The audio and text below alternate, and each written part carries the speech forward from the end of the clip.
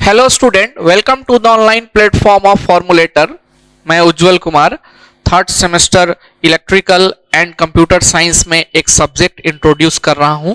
इस सब्जेक्ट का नाम है एनालॉग इलेक्ट्रॉनिक सर्किट। आज के लेक्चर में सबसे पहले हम लोग इसके सिलेबस इंट्रोडक्शन को देखेंगे। अगर सिलेबस इंट्रोडक्शन की बात की जाए उससे पहले हम आपको बता देना चाहते हैं कि कंप्यूटर साइंस इंजीनियरिंग और इलेक्ट्रिकल इंजीनियरिंग थर्ड सेमेस्टर में एनालॉग इलेक्ट्रॉनिक सर्किट का जो सिलेबस है वो बिल्कुल सेम है, कोई डिफरेंट नहीं है। जितना मॉड्यूल उनको पढ़ रहा है उतना ही मॉड्यूल इसको भी पढ़ना है। मतलब जितना मॉड्यूल कंप्यूटर साइंस को है उतना ही मॉड्यूल इलेक्ट्रिकल को है। तो टोटल 6 मॉड्यूल है। 6 मॉड्यूल में से 5 मॉड्यूल का जो भी टॉपिक है सिलेबस का उसको मैंने यहां पे लिखा है। छठा नंबर मॉड्यूल वो मैं आपको डिक्टेट कर दूंगा क्योंकि यहां पे स्पेस नहीं था, इसलिए 6 मॉड्यूल को हमने यहां पे नहीं लिखा है। सबसे पहले इस सब्जेक्ट का कोड अगर आप देखें जो कि आपके इस एग्जाम में आएगा, जो आपके AKU के एग्जाम में कोड वाइज पेपर आता है, तो कोड की बात करें तो यहां पे मैंने कोड लिखा है PCCEE03, ये इलेक्ट्रिकल वालों के लिए कोड है, एंड ESC301 ये कंप्यूटर साइंस वालों के लिए कोड है। बाकी सिलेबस के अंदर कंटेंट बिल्कुल सेम है। तो आइए हम लोग सबसे पहले यहां पे सिलेबस का इंट्रोडक्शन करते हैं। सबसे पहले मॉड्यूल 1 जो है, इस मॉड्यूल 1 का नाम है डायोड सर्किट। डायोड सर्किट के अंदर क्या क्या कंटेंट हमको पढ़ना है ये चीज पहले हम देखते हैं। सबसे पहले हमको पीएन जंक्शन डायोड के बारे में जानना है। अब देखिए, पीएन जंक्शन डायोड को पढ़ने से पहले आपको सेमीकंडक्टर के बारे में जानकारी होनी चाहिए। सेमीकंडक्टर कितने टाइप के होते हैं ये आपको जानकारी होनी चाहिए, जिसमें मैं आपको बताऊंगा कि 2 प्रकार का सेमीकंडक्टर होता है, एक इंट्रिंसिक सेमीकंडक्टर और एक एक्सट्रिंसिक सेमीकंडक्टर। एक्सट्रिंसिक सेमीकंडक्टर 2 प्रकार का होता है, एक एन टाइप और एक पी टाइप। और जब इस एन टाइप और पी टाइप को हम लोग क्या करते हैं, कनेक्ट करते हैं, तो एक पीएन जंक्शन का क्रिएशन होता है और उस पीएन जंक्शन को फिर हम लोग पीएन जंक्शन डायोड के रूप में यूज करते हैं। तो पीएन जंक्शन डायोड पढ़ने से पहले आपको पी टाइप एन टाइप के बारे में जानकारी होनी चाहिए। पी टाइप एन टाइप को पढ़ने से पहले आपको एक्सट्रिंसिक सेमीकंडक्टर के बारे में जानकारी होनी चाहिए, इंट्रिंसिक सेमीकंडक्टर के बारे में जानकारी होनी चाहिए। इन दोनों को पढ़ने से पहले आपको सेमीकंडक्टर के बारे में जानकारी होनी चाहिए और उसके अंदर हम लोग किस तरह से एनर्जी का डिस्ट्रीब्यूशन करते हैं, कौन कौन सी बैंड होती है, इसके बारे में जानकारी होनी चाहिए। तो ये हम लोग पहले पढ़ेंगे, जो कि हमारे सिलेबस में इंक्लूडेड नहीं है, लेकिन हमारे सिलेबस के कंटेंट को पढ़ने के लिए इन सारी चीजों का क्या करना पड़ेगा, हेल्प लेना पड़ेगा। तो हम इसको डिस्कस करेंगे। सेकेंड आपका IV characteristic of diode. I stand for current and V stand for voltage. Current voltage characteristic of diode. Y axis पे हम करंट को लेंगे, X एक्सिस पे वोल्टेज को लेंगे और दोनों के बीच हम एक ग्राफिकल रिप्रेजेंटेशन करेंगे डायोड का। उसमें मैं बताऊंगा कि डायोड जो होता है वो फॉरवर्ड और रिवर्स बायस में वर्क करता है। फॉरवर्ड बायस में किस तरह से करंट का कंडक्शन होगा वोल्टेज बढ़ाने पे, रिवर्स बायस में किस तरह से कंडक्शन होगा वोल्टेज को बढ़ाने पे। तो ये हम लोग IV कैरेक्टरिस्टिक ऑफ डायोड पे देखेंगे। थर्ड आपका review of half wave and full wave rectifier है। रेक्टिफायर एक प्रकार का सर्किट होता है जिसको हम लोग इलेक्ट्रिकल और इलेक्ट्रॉनिक सर्किट बोल सकते हैं, जो कि AC को पल्सेटिंग DC में क्या करता है, कन्वर्ट करता है। AC को पल्सेटिंग DC में कन्वर्ट करता है। पल्सेटिंग DC कहने का मतलब है कि आप जानते होंगे कि DC हमारा होता है वो क्या होता है, टाइम के रिस्पेक्ट में कांस्टेंट होता है। It is not going to be change with respect to time. This is what DC, this is called pure DC। ये हमारा क्या है, प्योर DC। लेकिन जब आप रेक्टिफायर के थ्रू आप AC को DC में कन्वर्ट करेंगे और कोई फिल्टर यूज नहीं करेंगे तो आपको जो DC मिलेगा वो इस टाइप का मिलेगा। This is called pulsating DC। इस पल्सेटिंग DC को प्योर DC बनाने के लिए, इस पल्सेटिंग DC को प्योर DC बनाने के लिए हमको कैपेसिटिव फिल्टर का यूज करना पड़ता है, डिफरेंट टाइप ऑफ फिल्टर का यूज करना पड़ता है, वो भी हम लोग देखेंगे। नेक्स्ट आपका जेनर डायोड है, special type of PN junction diode, जिसका यूज हम लोग ज्यादातर वोल्टेज रेगुलेशन में करते हैं। जेनर डायोड के बाद हमको 2 सर्किट्स पढ़ने हैं, एक हमारा क्लैंपिंग सर्किट और दूसरा clipping circuit. Clamping circuit signal के लेवल को बढ़ाता है। सिग्नल का लेवल हमको हाई करना है, हम अगर किसी सिग्नल के लेवल को हाई करना चाहते हैं तो किस तरह से कर सकते हैं? मान लेते हैं ये कोई हमारा सिग्नल है, ठीक है, let us suppose sinusoidal signal. ये कैसा है? साइनोसॉइडल, साइन वेव के तरह कोई सिग्नल है। इस सिग्नल के लेवल को हम बढ़ाना चाहते हैं, हम सिग्नल को यहां से ऐसा बनाना चाहते हैं, तो इसके लिए हमको एक क्लैंपिंग सर्किट की जरूरत पड़ेगी। और अगर हमको सिग्नल को कट करना है, लेट अस सपोज अगर हमको ऐसा सिग्नल चाहिए, हमको बिल्कुल ऐसा सिग्नल चाहिए, ठीक है, आप देख रहे हैं यहां से मैंने कट कर दिया इतना पार्ट। तो अगर हमको ऐसा सिग्नल चाहिए होगा तो हमको एक प्रॉपर क्या करना पड़ेगा? क्लिपिंग सर्किट का डिजाइन करना पड़ेगा। With the help of PN junction diode हम लोग क्लिपिंग एंड क्लैंपर सर्किट का क्या करेंगे? डिजाइन करेंगे और वहां एक्सप्लेन करेंगे, ठीक है। तो ये आपका मॉड्यूल 1 था, दिस इज व्हाट मॉड्यूल 1, और ये मॉड्यूल 1 का कंटेंट था। चलिए अब नेक्स्ट हम लोग डिस्कस करते हैं मॉड्यूल 2। आप देखें यहां पे मॉड्यूल 2 में जिसका नाम है आपका BJT circuit. BJT stand for bipolar junction transistor.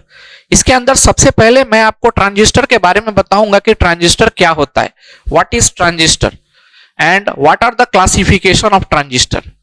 Classification of transistor जब हम करते हैं तो ट्रांजिस्टर को मेनली 2 पार्ट में क्लासिफाई करते हैं, एक स्पेशल क्लासिफिकेशन के रूप में एक और को हम ऐड करते हैं। तो मेनली 2 क्लासिफिकेशन, एक बाइपोलर जंक्शन ट्रांजिस्टर, एक फील्ड इफेक्ट ट्रांजिस्टर, और एक हम लोग सम स्पेशल पर्पस के लिए यूज करते हैं जंक्शन फील्ड इफेक्ट, हम लोग यूनी जंक्शन ट्रांजिस्टर यूज करते हैं। मेनली 2 तरीके का हो गया, एक बाइपोलर जंक्शन ट्रांजिस्टर। तो बाइपोलर जंक्शन ट्रांजिस्टर सर्किट के बारे में आपको यहां पढ़ना है। 2 प्रकार का होता है, NPN and PNP.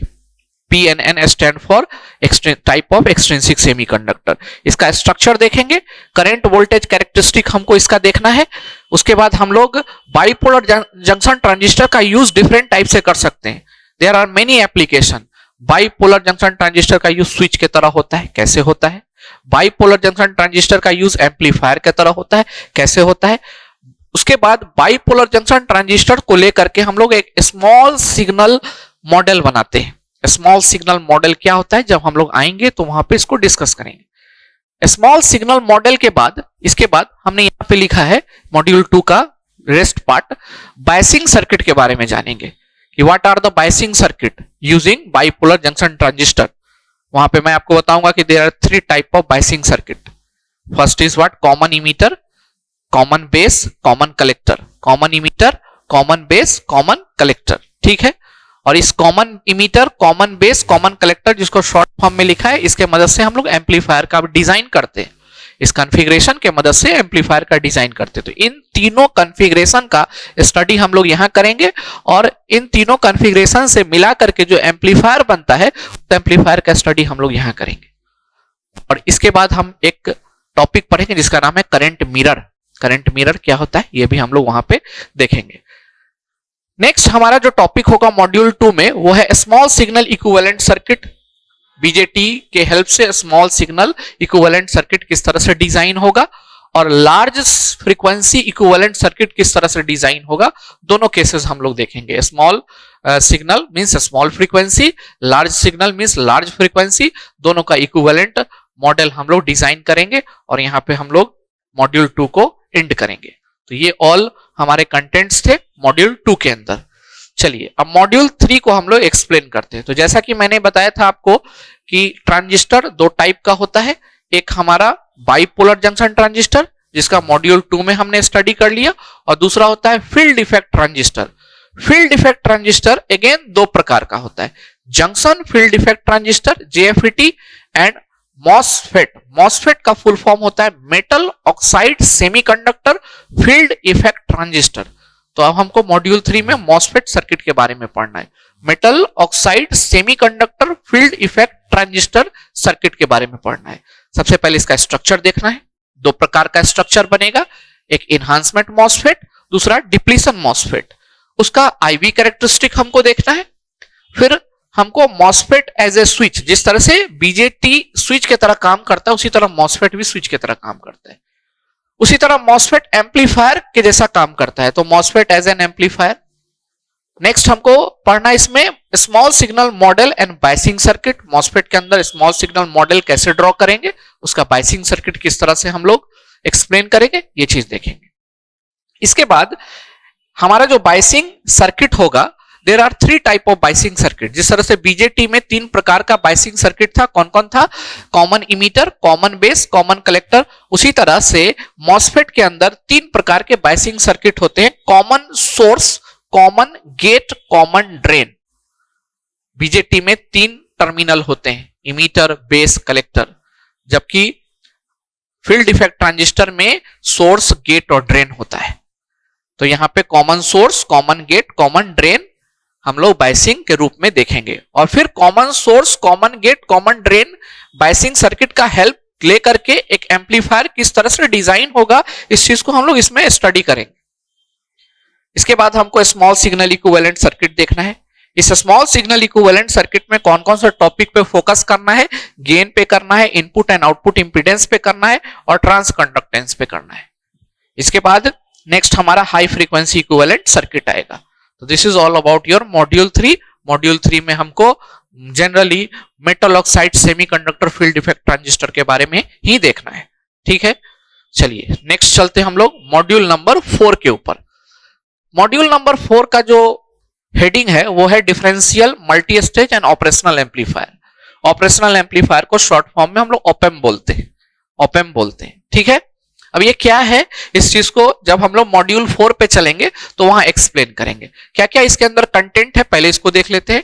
Differential amplifier के बारे में पढ़ना है, पावर एम्पलीफायर के बारे में जानना है। There are different type of power amplifier, class A, class B, class C, class A B, इस प्रकार के पावर एम्पलीफायर होते हैं। वहां एक्सप्लेन करेंगे हम क्या यूज होता है, क्यों इसका यूज करते हैं, ये भी देखेंगे हम लोग। उसके बाद हमारा direct couple multi stage amplifier है। Direct coupled multi stage amplifier हमको यहां पे स्टडी करना है। एक एम्पलीफायर का गेन सफिशिएंट अगर नहीं होगा तो बहुत सारे एम्पलीफायर को एक दूसरे से क्या करना पड़ेगा, कनेक्ट करना पड़ेगा। और जब कनेक्ट करेंगे तो इसी को हम लोग डायरेक्ट डिफरेंट टाइप से कनेक्ट करेंगे। एक ट्रांसफार्मर कपल्ड होता है, ठीक है, एक आरसी कपल्ड होता है और एक डायरेक्ट कपल्ड होता है। तो हमको ट्रांसफार्मर और आरसी कपल्ड के बारे में नहीं पढ़ना है, हमको डायरेक्ट कपल्ड एम्पलीफायर के बारे में पढ़ना है, which we will study in this topic, direct coupled multi stage amplifier. Next हमको पढ़ना है internal structure of op amp. Operational amplifier का हमको इंटरनल स्ट्रक्चर पढ़ना है, किस तरह से वो इंटरनली उसके अंदर क्या क्या कंपोनेंट्स होते हैं। आइडियल ऑपरेशनल एम्पलीफायर हम पढ़ेंगे और उसके बाद हमको नॉन आइडियलिटिक ऑफ ओपेम हमको पढ़ना है। इसमें डिफरेंट डिफरेंट पैरामीटर्स आते हैं ओपेम के। ठीक है, अगर हमारा कोई आइडियल ओपेम है तो आइडियल ओपेम के डिफरेंट डिफरेंट पैरामीटर्स होते हैं, जैसे आउटपुट ऑफसेट वोल्टेज है, इनपुट बायस करंट है, इनपुट ऑफसेट वोल्टेज है, स्लीव रेट है, एक CMRR होता है, एक PSRR होता है, जो कि यहां मेंशन नहीं है लेकिन पढ़ेंगे हम लोग। और नेक्स्ट हमारा गेन बैंडविड्थ प्रोडक्ट क्या होता है, ये चीज देखेंगे। ये मैक्सिमम होना चाहिए कि मिनिमम होना चाहिए, जिससे हमारा एक ऑपरेशनल एम्पलीफायर है ना इफिशिएंटली वर्क करे। तो ये ऑल अबाउट आपका मॉड्यूल नंबर 4 हो गया। ठीक है, चलिए मॉड्यूल 5 की बात करते हैं। तो मॉड्यूल 5 का जो हेडिंग है वो है linear application of op-amp. Op-amp means operational amplifier. First आपको पढ़ना idealised analysis of op-amp circuit. Ideal op-amp को लेकर के एक सर्किट का हम जब कंस्ट्रक्शन करेंगे तो उसमें क्या क्या चीजों का ध्यान रखना पड़ेगा, इस चीज को देखेंगे। Inverting and non inverting operational amplifier. Inverting operational amplifier क्या होता है, नॉन इन्वर्टिंग ऑपरेशनल एम्पलीफायर क्या होता है, ये देखना है हमको। अगेन यहाँ पे डिफरेंशियल एम्पलीफायर आ गया। डिफरेंशियल एम्पलीफायर यहां भी दिया हुआ और यहां भी दिया हुआ है, तो हम एक ही जगह कहीं पढ़ेंगे, ऊपर में ही पढ़ लेंगे मॉड्यूल नंबर 4 में। उसके बाद इंस्ट्रूमेंटेशन एम्पलीफायर या इंस्ट्रूमेंटेशनल एम्पलीफायर के बारे में हम जानेंगे कि क्या होता है। इंटीग्रेटर के बारे में जानेंगे कि ऑपेम का रूप हम लोग इंटीग्रेशन करने के लिए करते किसी सिग्नल को। एक्चुअली ऑपरेशनल एम्पलीफायर को ऑपरेशनल एम्पलीफायर इसलिए बोला गया है क्योंकि ये ऑपरेशन का मतलब है mathematical operation, addition, subtraction, multiplication, integration, differentiation. अगर हमको किसी सिग्नल को इंटीग्रेट करना हो, डिफरेंशिएट करना हो तो कैसे करेंगे, उसके लिए कोई ना कोई डिवाइस प्रेजेंट होना चाहिए, कोई ना कोई कंपोनेंट होना चाहिए इलेक्ट्रॉनिक्स में। तो इलेक्ट्रॉनिक्स के अंदर हमारा क्या होता है, एक ऑपरेशनल एम्पलीफायर होता है जो कि सिग्नल को इनपुट में देंगे तो आउटपुट में उसको डिफरेंशिएट करके बाहर निकाल देगा। इसलिए मैथमेटिकल ऑपरेशन को परफॉर्म करता है, यही कारण है कि इसका नाम ऑपरेशनल एम्पलीफायर पड़ा है। ऑपरेशनल एम्पलीफायर का यूज हम लोग एक्टिव फिल्टर को के डिजाइन में करते हैं। There are two type of filter, active and passive. तो active low pass filter, active band pass filter, इसके बारे में जनरली हमको इसके अंदर पढ़ना है। उसके बाद ये कंट्रोल सिस्टम का कुछ टॉपिक यहां पर इंक्लूड कर दिया गया है, ठीक है, जिसमें P stand for proportional, PI stand for proportional plus integral, and PID मतलब proportional plus integral plus derivative. तो इस कंट्रोलर के बारे में पढ़ें। कंट्रोलर क्या होता है? कंट्रोलर जो कंट्रोल करे, कंट्रोलर जो हमारे सिस्टम को कंट्रोल करे ताकि हमारा सिस्टम डिजायर रिजल्ट से डेविएट ना हो। जो रिजल्ट मेरा सिस्टम दे रहा है उस सिस्टम से डेविएट ना हो। एग्जाम्पल के तौर पे कॉलेज में टीचर हमको कंट्रोल करके रखता है ताकि हम वेल मैनर रहें, अच्छे से पढ़ाई करें ताकि मेरा रिजल्ट डेविएट ना हो, ठीक है। उसी तरह किसी भी सिस्टम को वर्क कराने के लिए जब सिस्टम वर्क करता है तो वो अपने स्टैंडर्ड रिजल्ट से डेविएट ना हो, इसके लिए हम लोग कंट्रोलर का यूज करते हैं जो कि उसको डेविएट होने से बचाता है। कंट्रोलर कितने प्रकार के होते हैं? एक पी कंट्रोलर होता है, प्रोपोर्शनल कंट्रोलर, दूसरा इंटीग्रल कंट्रोलर, तीसरा डेरिवेटिव कंट्रोलर, और इनके कुछ कॉम्बिनेशंस होते हैं। जैसे आपने पीआई देखा और तीनों को मिला देंगे तो पीआईडी कंट्रोलर के बारे में वहां पे हम लोग देखेंगे। इसके बाद कंट्रोलर के बाद हमको कंपनसेटर के बारे में पढ़ना है। कंपनसेटर मतलब अगर मेरा कोई रिजल्ट किसी भी कारणवश वेरी हो रहा है तो उसमें एक कंपनसेशन हम लोग प्रोवाइड करा देंगे। कंपनसेशन का मतलब होता है क्षतिपूर्ति, हिंदी में हम उसको बोलते हैं। तो कंपनसेशन के बारे में देखेंगे। डिफरेंट टाइप के कंपनसेशन होते हैं हमारे, एक lead compensation, lag compensation, lead lag compensation, जिसमें दोनों हम लोग यूज करते हैं। तो लीड लैग कंपनसेशन पढ़ना है यूजिंग ऑपरेशनल एम्पलीफायर, हमको यहां पे देखना है। उसके बाद वोल्टेज रेगुलेटर के बारे में देखेंगे। वोल्टेज रेगुलेटर क्या होता है, और ऑसिलेटर के बारे में हमको देखना है। और ऑसिलेटर में दो प्रकार का ऑसिलेटर हमको देखना है। पहला वेन्स ब्रिज ऑसिलेटर और फेज शिफ्ट ऑसिलेटर, ये लो फ्रीक्वेंसी ऑसिलेटर कहलाता है।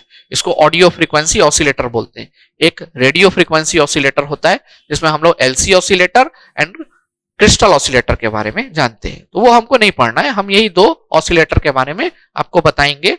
इसको audio frequency oscillator, audio frequency को लो फ्रीक्वेंसी कम्युनिकेशन में हम लोग बोलते हैं। नेक्स्ट आपका है एनालॉग टू डिजिटल कन्वर्जन। किस तरह से हम लोग एनालॉग सिग्नल को डिजिटल सिग्नल में कन्वर्ट करेंगे, कौन कौन सा डिवाइसेस लगा के करेंगे, कौन कौन सा कंपोनेंट उसके अंदर यूज होगा। तो हम लोग को जनरली यहाँ पर ए टू डी कन्वर्टर के बारे में पढ़ना है। ए टू डी कन्वर्टर के बारे में यहाँ पे पढ़ना है। तो this is all about your module 5। Module 5 आपका था linear application of operational amplifier, ठीक है। चलिए अब एक मॉड्यूल 6 भी है आपका, जो कि यहां मैंने मेंशन नहीं किया है। देयर इज मॉड्यूल 6, और मॉड्यूल 6 का नाम है non linear application of operational amplifier. Module 6 का क्या नाम है? Non linear application of operational amplifier, ठीक है। तो हम लोगों को यहां पे पढ़ना है, मॉड्यूल 6 भी पढ़ना है। यहां हम लिख देते हैं मॉड्यूल 6। ऐसा नहीं कि आप सोचिए कि सर 5 ही मॉड्यूल दिए थे तो 5 ही मॉड्यूल पढ़ना है। मैंने आपको बता दिया यहाँ पे स्पेस नहीं था, इसलिए मैंने उसके सिलेबस को यहाँ पे मेंशन नहीं किया है। मैंने सोचा था कि उसको आपके सामने ओरली प्रेजेंट कर दूंगा। तो टॉपिक का नाम है non linear application of op-amp. इसके टॉपिक का क्या नाम है? Non linear application, non linear application of operational amplifier, ठीक है। इसके अंदर क्या क्या पढ़ना है इस चीज को हम लोग देखते हैं। तो इसमें सबसे पहले हमको जो टॉपिक पढ़ना है उसका नाम है हिस्टैरिसीस कंपैरेटर। हिस्टैरिसीस कंपैरेटर क्या होता है? पहले तो हिस्टैरिसीस के बारे में बताएंगे, फिर कंपैरेटर के बारे में बताएंगे, फिर हिस्टैरिसीस कंपैरेटर के बारे में बताएंगे। तो पहला टॉपिक इसके अंदर जो पढ़ना है वो है हमारा हिस्टैरिसीस कंपैरेटर। दूसरा टॉपिक जो हमको मॉड्यूल 6 में पढ़ना है वो है zero crossing detector. Zero crossing detector, zero crossing detector कहां पे यूज होता है, इसका क्या इंपॉर्टेंस है, ये आपको उसके अंदर बताया जाएगा। नेक्स्ट आपको पढ़ना है square wave and triangular wave generator. Third topic module 6 में पढ़ना है square wave and triangular wave generator.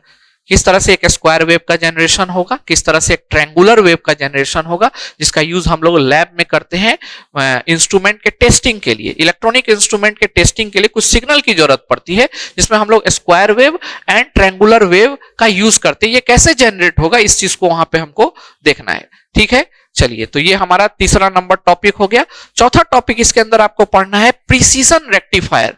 Precision rectifier क्या होता है, प्रिसीजन का क्या मतलब होता है, ये जब हम लोग वहां स्टार्ट करेंगे तो इसको मोर डिटेल के अंदर हम लोग वहां पे स्टडी करेंगे। ठीक है, तो चौथा टॉपिक हो गया आपका प्रिसीजन एम्पलीफायर। नेक्स्ट आपको पढ़ना है इसमें पिक डिटेक्टर। पिक डिटेक्टर क्या होता है, व्हाट इज पिक डिटेक्टर, है ना। Generally it is related with the communication system. FM में फ्रीक्वेंसी मॉड्यूलेशन कम्युनिकेशन सिस्टम का एक टॉपिक है पिक डिटेक्टर। देखेंगे वहां पे ये क्या होता है पिक डिटेक्टर। और इस मॉड्यूल 6 का जो लास्ट टॉपिक आएगा और ये पूरे सिलेबस का लास्ट टॉपिक होगा, उस लास्ट टॉपिक का नाम है monoshot. Monoshot means monostable multivibrator के बारे में हम आपको बताएंगे। मोनोशॉट को ही मोनो स्टेबल मल्टी वाइब्रेटर बोला जाता है। What is multivibrator, that we will see in this. There are different type of multivibrator, है ना। Monostable multivibrator, astable multivibrator, bistable multivibrator. तो this is all about your syllabus. ये जो syllabus है इसका पूरा content मैंने आपको बता दिया। इसके बाद हम लोग स्टार्ट करेंगे मॉड्यूल 1 से। मॉड्यूल 1 से, और जैसा कि मैंने आपको बताया कि मॉड्यूल 1 से जो सबसे बेसिक मेरा टॉपिक होगा, फर्स्ट टॉपिक होगा इंट्रोडक्शन में, वो होगा व्हाट इज सेमीकंडक्टर। सेमीकंडक्टर क्या होता है इसको हम एक्सप्लेन करेंगे। उसके बाद हम लोग एक्सप्लेन करेंगे कि हम लोग कंडक्टर, सेमीकंडक्टर, इंसुलेटर को उसके एनर्जी बैंड डायग्राम से कैसे डिफरेंशिएट कर सकते हैं। ठीक है, तो इस चीज का हमको यहां पे क्या करना है, स्टार्टिंग करना है। चलिए, अब सिलेबस इंट्रोडक्शन के बाद एक काफी कॉमन क्वेश्चन स्टूडेंट अराइज करते हैं कि सर कौन सा बुक फॉलो करें हम। तो अगर हम बुक की बात करें तो there are different book available in the market. Electronics का बहुत सारा बुक आपको मिल जाएगा मार्केट के अंदर। कुछ बुक फॉरेन राइटर का मिलेगा जो कि स्टैंडर्ड बुक कहलाता है। बहुत लोग उसको प्रेफर करेंगे आपको कि वही लो बुक, लेकिन वो स्टैंडर्ड बुक लेने से मतलब नहीं है। आप उस बुक का यूटिलाइज कर सके, उस बुक का यूज कर सके। बुक खरीद के मैक्सिमम स्टूडेंट उसको अपने पास रखता है, पढ़ता नहीं है। उसके डिफरेंट डिफरेंट रीजन हो सकते हैं, या तो पढ़ना नहीं चाहता हो, या तो वो बुक खोलता हो तो उसको समझ में नहीं आता हो। मैक्सिमम केसेस में यही होता है कि स्टूडेंट जब बुक खोलता है तो उसको समझ में नहीं आता है। जैसे फॉर एग्जांपल अगर हम इलेक्ट्रॉनिक्स की बात करें तो इलेक्ट्रॉनिक्स की सबसे अच्छी बुक जो है वो मिलीमन हेल्कियास की मानी जाती है। ठीक है, या बॉयल स्टेट की मानी जाती है। बॉयल स्टेट और एक बुक है मिलीमन हेल्कियास, ये दोनों राइटर के नाम है, लेकिन इनका जो लैंग्वेज है वो काफी टफ है। आप अगर चाहेंगे कि बुक को हम ओपन करें और हमको सारा चीज समझ में आने लगे, दिट इज नॉट पॉसिबल। उसके लिए आपको काफी पेशेंस देना पड़ेगा। तो मिलीमन हेल्कियास और बॉयल स्टेट आप खरीद सकते हैं, रख सकते हैं। इलेक्ट्रिकल स्टूडेंट ले सकते हैं क्योंकि उनको आगे भी जरूरत पड़ेगा। कंप्यूटर साइंस के स्टूडेंट को उतना जरूरत नहीं पड़ेगा जितना इलेक्ट्रिकल और इलेक्ट्रॉनिक्स वाले को जरूरत पड़ेगा। ठीक है, तो अब क्वेश्चन अराइज होता है कि सर कौन सा बुक फिर प्रेफर करें। तो आप कुछ बुक हम आपको सजेस्ट कर रहे हैं, उसको पहले प्रेफर करें, पहले वो पढ़ ले। उसको पढ़ने के बाद जब आप इस बॉयल स्टेट और मिलीमन हेल्कियास पे जाएंगे तब आपको काफी क्लियरिटी होगा उसमें। तो एक बुक आप प्रिंसिपल ऑफ इलेक्ट्रॉनिक्स ले सकते हैं, रिटन बाय वीके मेहता। ठीक है, एस चांद पब्लिकेशन का वो बुक आता है। या फिर आप बेसिक इलेक्ट्रॉनिक्स बीएल थरेजा का भी ले सकते हैं, बेसिक इलेक्ट्रॉनिक्स। या फिर आप basic electronics by Sanjay Sharma भी ले सकते हैं। लेकिन हम इन सब में अगर बात करें तो VK Mehta is sufficient for you, beginners के लिए, क्योंकि यू आर द बिगिनर्स। आप स्टार्ट कर रहे हैं इस सब्जेक्ट को, पहले आप थोड़ा बहुत कहीं पढ़े होंगे, हो सकता है 10+2 में मॉडर्न फिजिक्स के अंदर थोड़ा पढ़े होंगे आप इलेक्ट्रॉनिक्स के बारे में, लेकिन यहाँ पे आपको डिटेल स्टडी करना है तो आप वो बुक ले सकते हैं। वो बुक से आपको मैक्सिमम सिलेबस कवर हो जाएगा। लेकिन जो आप यूनिट नंबर 4, यूनिट नंबर 5 और यूनिट नंबर 6 देख रहे हैं, इसके लिए आप एक सेपरेट बुक लेना पड़ेगा। उस सेपरेट बुक का नाम है op amp and linear integrated circuit, written by Ramakant Gayakwad. Ramakant Gayakwad, है ना। Op amp and linear integrated circuit, written by Ramakant Gayakwad. ये शायद पियर्सन पब्लिकेशन का है, पियर्सन पब्लिकेशन का है। वो आप परचेस कर सकते हैं। ठीक है, या फिर आप एक कॉमन बुक और भी ले सकते हैं, जेबी गुप्ता का। तो मेरे हिसाब से अगर हम बताएं, बहुत सारी बुक का नाम नहीं बताएंगे, और भी सब्जेक्ट्स होंगे आपको पढ़ने के लिए, आप एक बुक को प्रेफर कर सकते हैं, principle of electronics communication by VK Mehta. और बहुत ज्यादा अगर जरूरत पड़ा तो एक आप रमाकांत गायकवाड़ का लीनियर इंटीग्रेटेड सर्किट के लिए आप बुक ले लेंगे, जिससे आपको यूनिट नंबर 5 और यूनिट नंबर 6 मतलब मॉड्यूल 5 और मॉड्यूल 6 में आपको हेल्प होगा। ठीक है, this is all about your book introduction. Book का रिकमेंडेशन जो है वो मैंने आपको यहाँ पे प्रोवाइड करा है। अदरवाइज नोट्स जो प्रोवाइड होगा आपको, हर यूनिट का डिटेल नोट्स प्रोवाइड होगा। नोट्स हम पूरा बोर्ड पे ही आपको यहाँ प्रोवाइड कराएंगे। और इफिशियंट वे ऑफ स्टडी यही होगा कि जिस दिन आपका वीडियो आपके ऐप पर जाए उसी दिन उस वीडियो को आप खत्म कर ले with proper writing. Proper writing कहने का मतलब प्रॉपर नोट्स बना करके। बोर्ड पे जो भी चीज होगा उसको आप पॉज करके बैक करके लिख सकते हैं। ये ज्यादा बेनिफिट होगा आपके लिए। आप इसके अंदर अगर इस तरह से काम करेंगे तो आपको काफी कुछ कंटेंट दिमाग में रहेगा, और कंटेंट दिमाग में रहेगा तो फिर एग्जाम टाइम में आपको बहुत ज्यादा पढ़ने की जरूरत नहीं पड़ेगी। तो एक अच्छा नोट्स प्रिपेयर करेंगे, और नोट्स इसलिए अच्छा प्रिपेयर करेंगे क्योंकि ये नोट्स आपको आगे भी काम देने वाला है ना। इस चीज को आप ध्यान रखेंगे। ठीक है, तो चलिए हम लोग आज के सेशन को यहीं पे एंड करते हैं, और नेक्स्ट सेशन से हम लोग स्टार्ट करेंगे एनालॉग में डिफरेंट मॉड्यूल को स्टार्ट करेंगे। मतलब पहले फर्स्ट मॉड्यूल स्टार्ट करेंगे, और फर्स्ट मॉड्यूल में मैंने क्या स्टार्ट करना है वो मैंने आपको बता दिया है। ठीक है, तो चलते हम लोग नेक्स्ट क्लास में हम लोग यहाँ पे स्टार्ट करेंगे। Okay, thank you.